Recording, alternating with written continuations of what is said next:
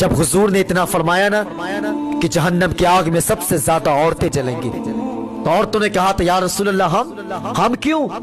तो आका ने फरमाया था क्या सबसे ज्यादा नाशुक्री औरतें नहीं करती है? कहा वो कैसे? कहा शौहर सारी जिंदगी बीवी के खर्चे उठाता है, सारी जिंदगी, लेकिन जिंदगी की किसी मोड़ पे अगर इतनी सी कमी रह जाए ना तो बीवी कहती है तुमने मेरे लिए जिंदगी में क्या किया? क्या औरतें नहीं कहती है कि तुमने मेरे लिए क्या ही क्या है?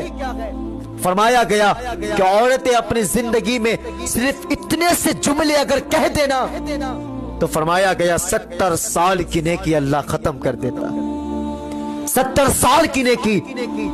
इसलिए खुदारा मैं बेटियों से कहना चाहता हूं, अगर तुम्हें जन्नत में जाना है ना तो 27,000 के लहंगे में नहीं है, 1.5 लाख के हार में नहीं है, 56,000 की अंगूठी में नहीं है, 12,000 के ड्रेस में नहीं है।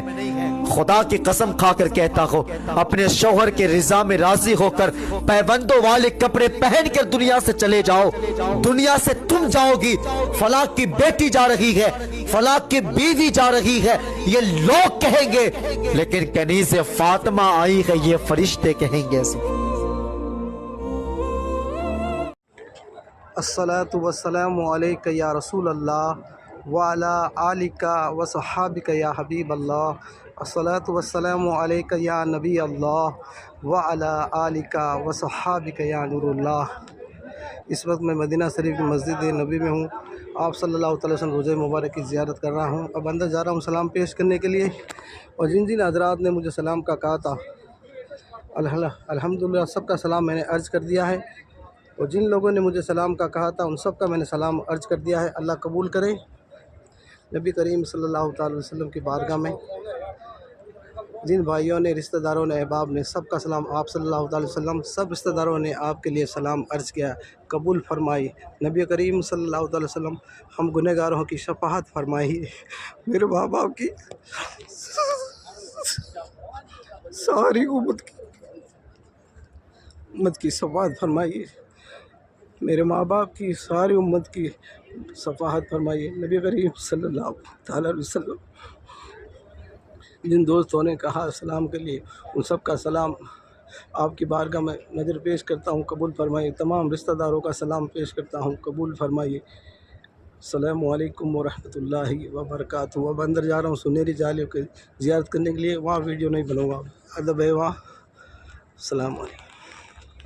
दुनिया मतलब की है, बात तो सच है। ये जितने लोग दुकानों में आ जा रहे हैं, सवारियों पे उतर चढ़ रहे हैं, आपको कॉल करते हैं, मुलाकात करते हैं, अपने मतलब के लिए तो करते हैं। What in it for me, इसमें मेरा क्या फायदा है? ये शायद अहम तरीन जुमला है जो हर वक्त इंसान के जहन में रहता है, आपके भी जहन में रहता होगा। तो इसका हल क्या है? बड़ा आसान, अपने आप को इतना चमकदार बना लें, इतना बासलाहियत बना लें कि लोगों को आपकी जात में अपना मतलब नजर आए। सबको मसाइल का हल चाहिए, आप हल बन जाएं। अच्छा, इसको एक और एंगल से देखते हैं। अगर एक इंसान है जो आपको कोई फायदा नहीं पहुंचा सकता, कोई नुकसान भी नहीं पहुंचा सकता, इसके बावजूद आप उसके साथ हुस्न अखलाक से पेश आते हैं, उसकी मदद करते हैं, सिर्फ इसलिए कि मेरा अल्लाह मुझसे राजी हो जाएगा। आप अपनी ज़ौजा से मुस्कुरा के मिलते हैं, अपने हमसायों से, भाइयों से, कॉलीग से, दोस्तों के साथ हुस्न अखलाक करते हैं। क्यों? इसलिए कि मेरे दीन इस्लाम का हुक्म है। अब देखिए, रास्ता आपने बदला लेकिन दोनों मकसद हासिल हो जाएंगे।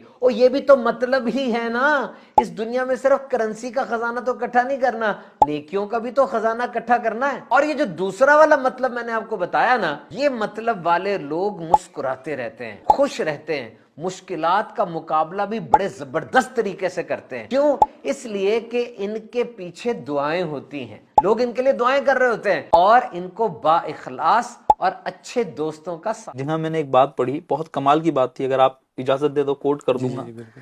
यानी एक फ्रेम बनाया गया समझाने के लिए लोगों को कि one guy in university got 3.8 CGPA out of 4 on the scale of 4, उसको 3.8 का पॉइंटर मिला। वो नाखुश इसलिए था क्योंकि उसके दोस्त को 4 मिले थे। अच्छा। उसके दोस्त के पास गए तो उसे देखा, वो नाखुश इसलिए है क्योंकि उसे कोर कंपनी में जॉब नहीं मिली। अच्छा, जिसे कोर कंपनी में जॉब मिली उसके पास गए तो वो इसलिए नाखुश है क्योंकि उससे ज्यादा कोई कमा रहा है, उसका दोस्त। तो उसके पास गए जो ज्यादा कमा रहा था, तो वो इसलिए नाखुश है क्योंकि वो ज्यादा पैसे तो कमा रहा है लेकिन फैमिली को टाइम नहीं दे पा रहा है, वो बच्चों के साथ एंजॉय नहीं कर पा रहा है। तो अल्टीमेटली मुझे ऐसा लगता है कि कई बार दुनिया के गोल गोल चक्रों में हम नाराज ज्यादा हैं कि इसने ये देख रहा है, वो यूं कह रहा है, वो यूं कह रहा है। भैया तुम अपने आप को देखो, एक सीधी लकीर है to take any decision and stand by it, कि आप उस शरीयत से वो आपका डिसीजन नहीं टकरा रहा, बाय लॉ ऑफ लैंड वो नहीं टकरा रहा है, और ह्यूमैनिटेरियन ग्राउंड पर किसी को तकलीफ नहीं पहुंचाता। तो मुझे लगता है कि आप उस डिसीजन पर जमे रह सकते हैं। ट्रैफिक कवानीन में बहुत सारे कवानीन तो हमारी अपनी जान की हिफाजत के लिए हैं, या हमारी जान बचती है या किसी सामने वाले की जान बचती है। अच्छा, बैरून मुल्क में तो मैंने एक और चीज़ देखी है कि वहाँ बाज़ औक़ात फॉग होती है, बाज़ औक़ात बारिश हो रही होती है, लेकिन जो अपनी लेन में जा रहा है ना, वो अपनी स्पीड पे जा रहा है। हमें तो ये डर लग रहा होता है कि बराबर वाला कभी भी इधर आ जाएगा, वो कभी भी नहीं सोचते कि ये इधर आएगा। यानी मैं कभी कभी यकीन करे, कराची का ड्राइवर जब बैरून मुल्क जाता है और किसी ड्राइवर के बराबर में बैठ जाए ना, उसका सिग्नल खुला है ना, वो उसी स्पीड से गुजर जाएगा। हम तो सिग्नल खुले हुए भी रुकते हैं, राइट लेफ्ट देखते, कोई आ तो नहीं रहा, मैंने कहा रोका नहीं आपने, बोला मुझे क्या रुकने की जरूरत है, वो 100 की स्पीड पे, तो 100 की स्पीड से सिग्नल खुला हुआ तो निकल जाएगा, क्योंकि उसको 100% यकीन है कि बाकी सारे लोग रुकेंगे। उसको पता है मेरा राइट टर्न खुला हुआ है, तो उसने अब रुक के नहीं देखना कि कोई उधर से गाड़ी तो नहीं आ रही, उसने राइट टर्न देखना, उसी स्पीड से मोड़ लेनी है गाड़ी। हमें देखना पड़ता है। हम तो डर जाते हैं कि यार सिग्नल खुला हुआ है, बंदों के भी तो कुछ दिमाग खुले हुए हों, या लोगों के दिमाग बंद है, सिग्नल खुले हुए, मसला ये है ना, तो वो गुजर जाते हैं। तो हमें तो सिग्नल खुले हुए पर भी हॉर्न बजाना पड़ता है, हालांकि वहां हॉर्न को गाली समझा जाता है। हॉर्न बजाना तो अगर आप हॉर्न बजा दें तो सामने वाला समझता है मुझे किसी ने गाली दी है। हमारे यहाँ तो हॉर्न के बगैर गाड़ी नहीं चलती, जिसका हॉर्न खराब हो लगता है घर कैसे पहुंचूंगा। ये इतना कुछ हॉर्न हमारी जिंदगी का, हर चीज में हमें हॉर्न चाहिए। तो ये हॉर्न जो है, इसीलिए लोग रोड फेसिंग रहना पसंद नहीं करते हमारे यहाँ। बिल्कुल ऐसा ही, बहुत शोर आएगा, नॉइस आएगी। बिल्कुल, वो तो अच्छा, ये रोड फेसिंग वाली एक और आपको बात बताऊं, मेरा भी घर रोड के करीब है। अच्छा, हम ये समझते हैं कि पहली, बहुत ऊंचा है। हाँ नहीं, ये मैं आपको नई बात बता रहा हूँ, ये मुझे भी नहीं बताती कि पहली दूसरी मंजिल पर हम समझते हैं शोर ज्यादा आएगा। एक लिमिट के बाद 7वीं 8वीं मंजिल पे भी आवाज बहुत ज्यादा आती है। पता नहीं इसका कोई वेज का चक्कर है कि ये वापस रोकर, ऐसा लगता है रोड पे सो रहे हैं आप। 7वीं 8वीं मंजिल पर भी जाकर एक जगह पर, एक स्टेज पर आकर आवाज बहुत आती है। तो बहरहाल वही वाली बात है कि आवाज क्यों आती है भाई, गाड़ी गुजरने की आवाज इतनी नहीं होती है। असल तो ये हॉर्न, और हॉर्न भी तरह तरह के, ऐसे हॉर्न के मुबालगा करे तो मुर्दा जिंदा हो जाए। पता नहीं किसको हॉर्न बजा के जगा रहे हैं, पता नहीं किस तरह। कोई परफेक्ट नहीं होता है, लगाव और मोहब्बत हो तो खूबियां तलाश कर ही ली जाती हैं, और नफरत और बेजारी हो तो खामियां ही नजर आती हैं। आला हजरत ने फरमाया कि जिस दीन को छोड़कर तुम इज्जत समझते हो वो जिल्लत है, वो इज्जत नहीं है। दीन को छोड़कर तुम जिसे उरूज समझते हो वो उरूज नहीं, वो बुलंदी नहीं, वो बस्ती है, वो अशद जिल्लत है। कि दीन की सारी दावत इस्लामी जो है ये नॉन टेररिस्ट अल्हम्दुलिल्लाह तहरीक है। दावत इस्लामी कानून से नहीं टकराती। दावत इस्लामी अपने वतन अजीज में अमन चाहती है। हम दावत इस्लामी वाले जो कहीं भी कानूनी मसाइल खड़े नहीं करते। कई ममालिक में दावत इस्लामी बाकायदा रजिस्टर्ड है, काम कर रही है गैर मुस्लिमों के मुल्कों में, और इनके यहाँ जेलों में काम करने की हमको इजाजत है। देखिए हम लोग पीसफुल लोग हैं, गैर मुस्लिम भी मना नहीं कर रहे। यार ये कोई कम कामयाबी है दावत इस्लामी की? दावत इस्लामी की जिन पर इंसान भी बड़ा अजीब है, जब दूसरों को तकलीफ में देखता है तो पता क्या कहता है, जैसी करनी वैसी भरनी। और जब खुद तकलीफ में हो तो पता क्या कहता है, अल्लाह के नेक बंदों पे आजमाइशें आती हैं। गौर कर लें आप क्या सोचते हैं।